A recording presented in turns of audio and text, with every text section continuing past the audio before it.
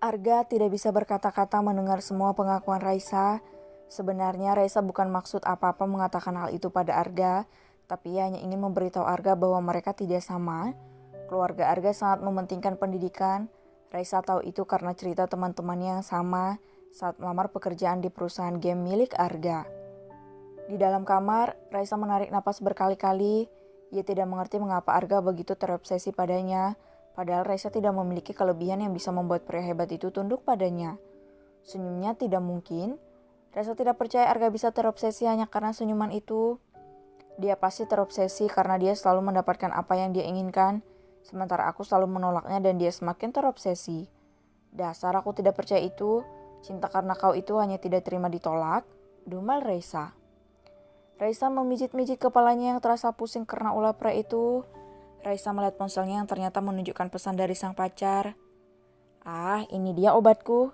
Senyum manis Raisa lalu berdaham merapikan rambut dan suaranya, padahal hanya melihat pesan saja bukan PC. Hah? Ngedet? Raisa sampai kaget melihat pesan Frans yang mengajaknya kencan untuk pertama kalinya. Raisa memekik meloncat dari kasurnya, berlari mengambil handuk dan lari ke kamar mandinya yang ada di dapur. Ibu Leli sampai kaget merasa ada angin kencang lewat yang ternyata adalah putrinya sendiri. Kenapa sayang? Tanya Ibu Leli. Raisa buru-buru bu, sahut Raisa.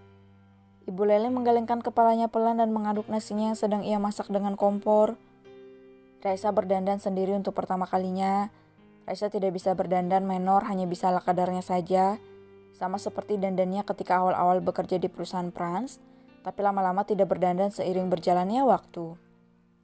Wah, kakak cantik ya, mau kemana? Tanya Rumini baru masuk rumahnya melihat sang kakak sudah cantik dengan heels, gaun bunga yang murah alias harga pasar dan tak lupa rambut Raisa digerai. Kakak mau ketemu sama abang bos, jawab Raisa. Ibu Leli mengajak putri bungsunya untuk tidak mengganggu kakaknya. Alhasil, Raisa berpamitan pada keluarga kecilnya dan keluar dari rumahnya. Ternyata Frans sudah menunggu dengan gaya kasualnya yang sangat tampan. Frans melihat kaki Raisa hingga naik dan melihat penampilan Raisa berdandan untuk pertama kalinya. Membuat senyum Frans melebar. Frans mendekati Raisa dan memegang telinga Raisa yang mengenakan anting. Siapa ini? Apa ini memang pacarku? Tanya Frans. Raisa menundukkan kepalanya karena malu. Kalau mas malu biar aku ganti lagi. Siapa bilang aku malu? Ayo masuk. Frans menarik tangan Raisa dan membukakan pintu untuk Raisa. Frans membawa Raisa ke wahana yang ada di Bandung. Mereka menghabiskan waktu bersama-sama layaknya sepasang kekasih biasa, bukan pasangan orang kaya menghabiskan waktu di mall berbelanja. Ayo kita nonton, ajak Frans. Raisa tersenyum cerah mengikuti Frans yang menggenggam tangannya. Mereka menonton dengan berbagai ekspresi, tertawa lepas namun di akhir film Raisa menangis sesegukan. Hingga Frans malah tertawa fokus dengan wajah Raisa yang menangis terlihat menggemaskan. Film habis. Mas, jangan lihat-lihat. Raisa melihat ke arah Frans. Frans menangkup pipi Raisa dan mengecup kedua mata Raisa yang bengkak juga memerah. Raisa memejamkan matanya sambil tersenyum. Jangan menangis, itu hanya film, tidak akan terjadi di antara kita, kata Frans dengan lembut. Entah punya keberanian dari mana, Raisa memeluk Frans. Aku hanya takut, Mas. Apalagi kita berasal dari dunia yang berbeda. Tidak, kita sama-sama makhluk ciptaan Tuhan. Kita juga tinggal di bumi yang sama. Jika aku terlahir dari keluarga tidak kaya, kamu berasal dari keluarga terpandang. Apa kamu akan tetap memilihku? Raisa melepaskan pelukannya. Tentu saja. Aku rela meninggalkan semuanya jika keluargaku tidak mendukung. Jawab Raisa cepat tapi menutup mulutnya rapat-rapat seketika. Frans tersenyum mengecup kening Raisa. Jadi jangan bandingkan kita lagi ya.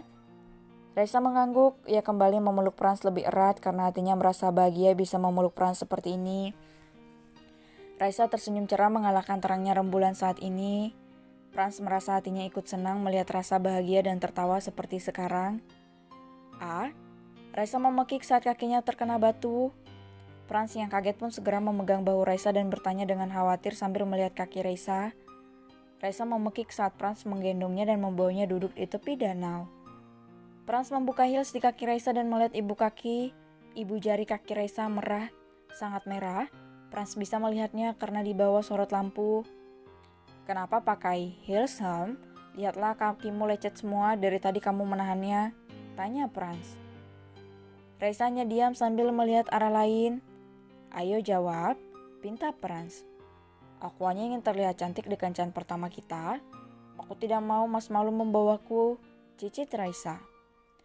Franz menghela napas panjang. "Tunggu sebentar, tadi ada jual sepatu. Aku akan belikan ya." Raisa ingin melarang tapi Franz sudah berlari meninggalkannya. Bahkan saat berlari pun dia sangat keren dan tampan. Gumam Raisa lirih. Raisa tidak tahu harus bahagia atau sedih dengan kelebihan Franz. Tapi dibandingkan dengan Erin, Raisa merasa tidak ada apa-apanya. Raisa hanya bisa memberikan cinta yang tulus untuk Franz. Sementara dirinya tidaklah seterkenal Erin yang sosoknya dipuja-puja lelaki. Raisa menegakkan punggungnya melihat Franz kembali membawa satu kantong plastik. Raisa berbinar seketika melihat sepatu putih yang Franz berikan sangat cantik. Franz mengobati ibu jari kaki Raisa, lalu menutupnya dengan handiplas lumayan besar. "Jangan meniru orang lain lagi, Raisa. Aku menyukaimu bukan karena orang lain tapi sifatmu yang penyayang. Itulah yang aku sukai dan jarang dimiliki oleh perempuan lain. Jadilah dirimu sendiri, melihatmu tertawa di sampingku itulah yang aku inginkan," kata Franz dengan serius menangkup pipi Raisa. Franz merasa semakin terjerat kepuasan gadis yang telah resmi menjadi miliknya. Pantas saja Ariel langsung meniduri perempuan yang dicintainya supaya gadis itu percaya dan tidak akan lari dari Ariel. Karena gadis baik-baik jika sudah disentuh tidak minta apa-apa, hanya tanggung jawab yang gadis itu inginkan. Mereka tidak menarik tapi sebenarnya sangat mahal, bukan seperti wanita menarik yang ternyata murahan yang bisa menyerahkan dirinya pada pria lain. Cup, Raisa mengerjap-ngerjapkan matanya saat Franz mengecupnya. Franz dan Raisa bertatapan begitu dekat. Melihat cara Raisa yang polos melihatnya, tentu Franz kembali menciumnya. Raisa melirik situasi yang tak berbeda jauh.